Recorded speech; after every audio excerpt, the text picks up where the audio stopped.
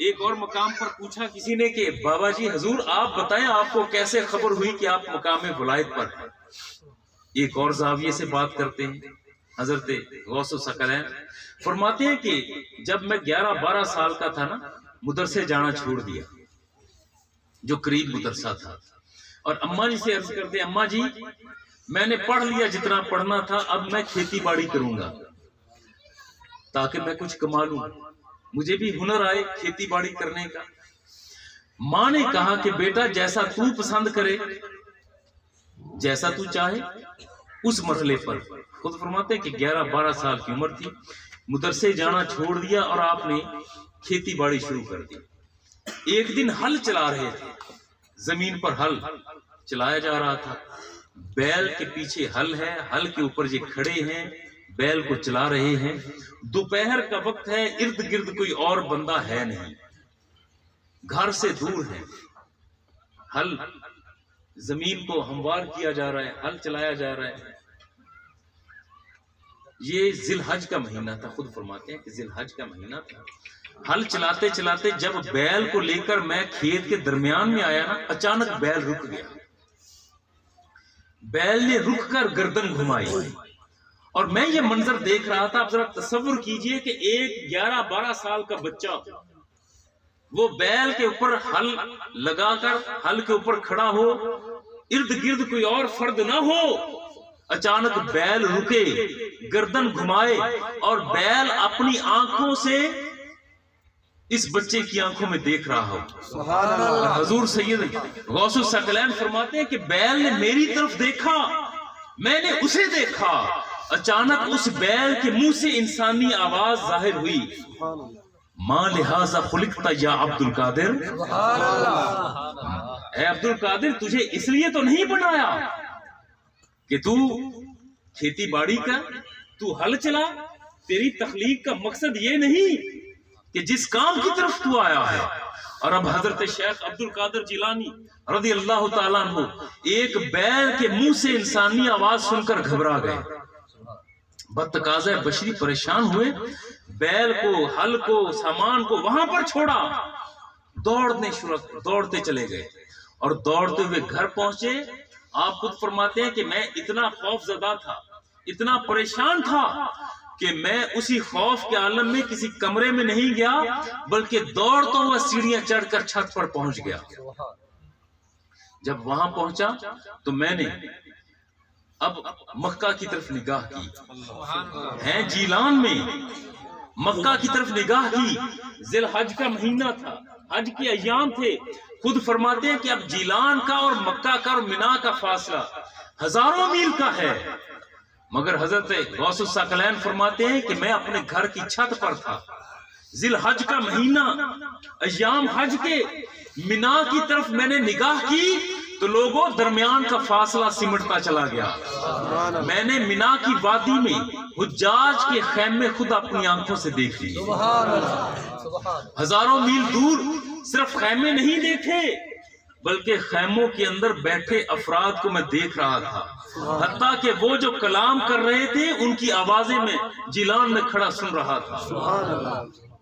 जब कुछ और उम्र ज्यादा हुई तो अपनी वालिदा माजिदा से अर्ज करते हैं कि अम्मा जी अब मैं बगदाद जाता हूं पढ़ने के लिए। चूंकि ये वाकया आप सबने सुना है, ये वो दीनार वाला, 40 दीनार वाला, चूंकि आपने सुना है, इस पर वक्त लगाने की बजाय कि समझ लीजिए कि वली वो होता है जो एक निगाहे नाज से गुनाहों को नेकियों में बदल दे, जो चाहे हो जाए। जब आप बगदाद में पहुंचे ना, तो आपके पास जितनी रकम थी ये रकम खर्च हो गई। और दरवेश की एक अलामत ये भी है कि वो माल ज्यादा देर अपने पास रखता नहीं है। 3 दिन हो गए आपके भूख और प्यास, किसी के सामने हाथ ना फैलाएं। दरवेश के लिए सबसे बड़ी मौत ये होती है, मैं एक लफ्ज दरमियान में जो ज़हन में तसव्वुफ का पहलू आता है, मुतसव्विफीन कि दर्जे को कम करने वाली चीज एक हाथ का फैलाना भी है। ये भूख को तरजीह देगा मगर हाथ नहीं फैलाएगा। और हजरत शेख अब्दुल कादिर जिलानी रज़ी अल्लाह ताला 3 दिन हो गए, किसी ने बताया भाई उधार तू नहीं मिलेगा, मांगेगा किसी से तू नहीं, ऐसे करके ईवान किसरा है यहाँ पर एक बहुत बड़ी इमारत थी किसी दौर में किसरा के जेर इस्तेमाल, वहां पर अब दुर्वेश रहा करते थे, वो जो तस्बीह और तहलील करते, जिक्र अज़कार करते। आप फरमाते हैं कि जब मैं ईवान किसरा में गया ना तो देखा कि वहां पर मुझसे पहले 70 दुर्वेश बैठे हुए थे।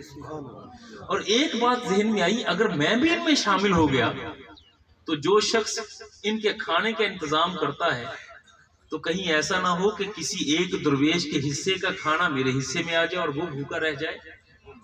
आपने वहां से रुखसत ली, बाहर आए तो एक सोने का टुकड़ा मिला। उस सोने के टुकड़े को आपने उठाया, उठाकर बाजार में बेचा।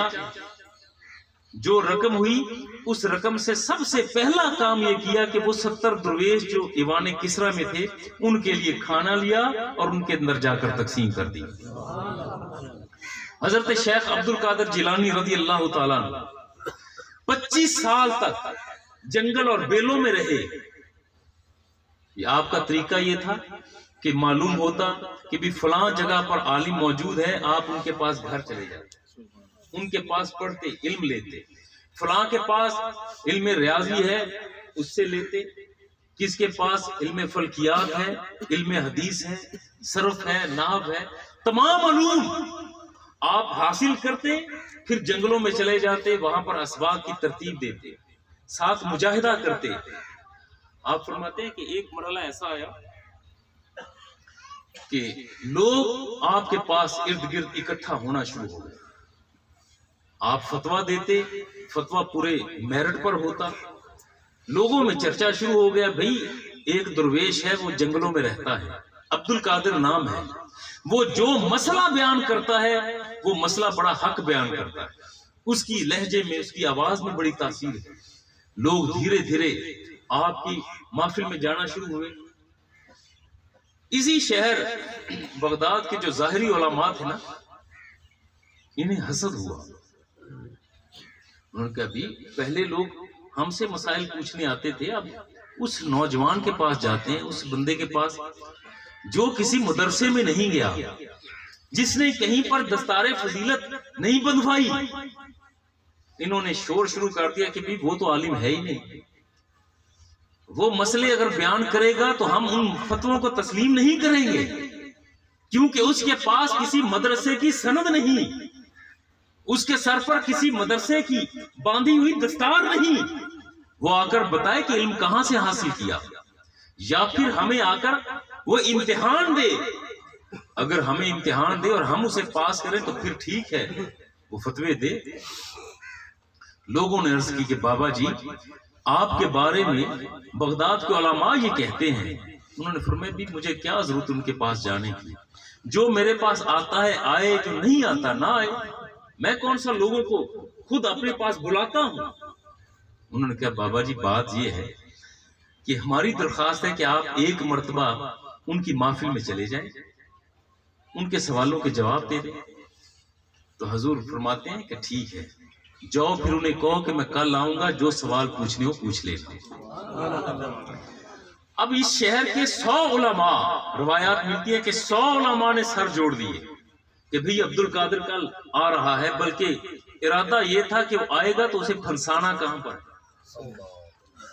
एक होता है सवाल, पंजाबी में कहते हैं, और एक होती है पंजाबी कहते हैं अड़ावनी। अब सवाल होते तो उनकी और बात थी, इन्होंने उलझाव तैयार किए कि भाई तुम ये सवाल पूछना, इस सवाल का जवाब अगर अब्दुल कादिर ने ये दिया तो जवाबन तू दूसरा सवाल ये पूछना। इस तरह 100 सवाल तैयार कर लिए और बैठ गए मुकर्रा वक्त पर, मुकर्रा मुकाम पर। अब 100 उलमा कितार में बैठे हैं, कुर्सियों पर, नशिस्त गाहों पर, लोगों का मजमा मौजूद है।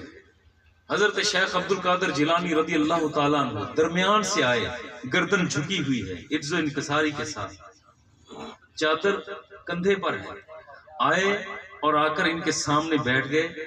और ये अब उलमा एक दूसरे को नजरों ही नजरों में जिक्र कर रहे हैं कि भाई आ गया अब सवाल, इससे मुश्किल तरीन पूछे जाएंगे, कहां कहां से निकलेगा, इसे हम इतना फंसाएंगे कि लोग ये कहें कि हाँ भाई इसने जवाब देने से इनकार कर दिया।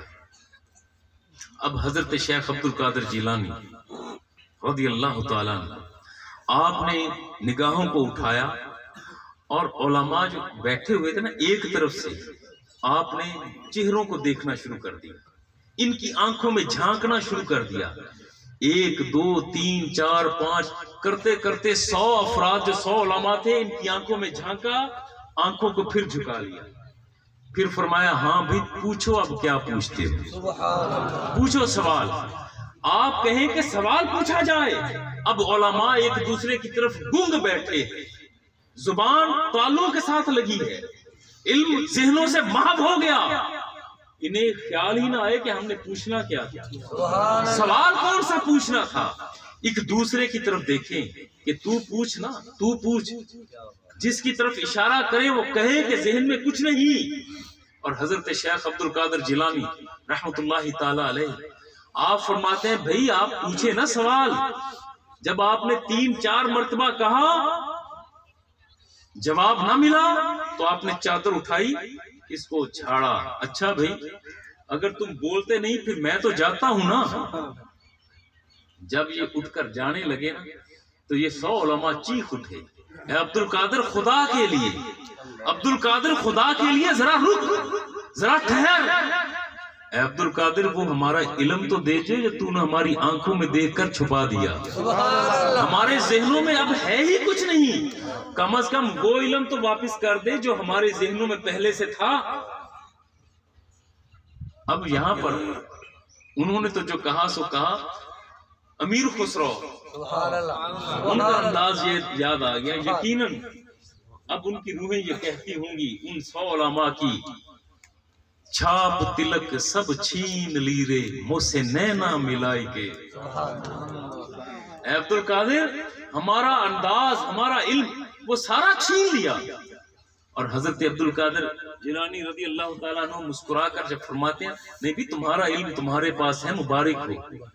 जब हजरत वापस गए ना, अब ये याद है ना 100 उलमा जिस तरह तनकीद किया करते थे, अब ये जब इन्हें खबर होती कि हजरत शेख अब्दुल कादिर जिलानी रज़ी अल्लाह ताला अन्हु बगदाद में आए हैं और महफिल में हैं, तो ये 100 उलमा हाथ बांधकर नजरें झुकाकर सिर्फ इज़्न के लिए खड़े होते कि एक निगाह अब्दुल कादिर जिलानी की हम पर पड़ जाए। हजरत शेख अब्दुल कादिर जिलानी रज़ी अल्लाह ताला अन्हु एक नाम नहीं है, एक किरदार है।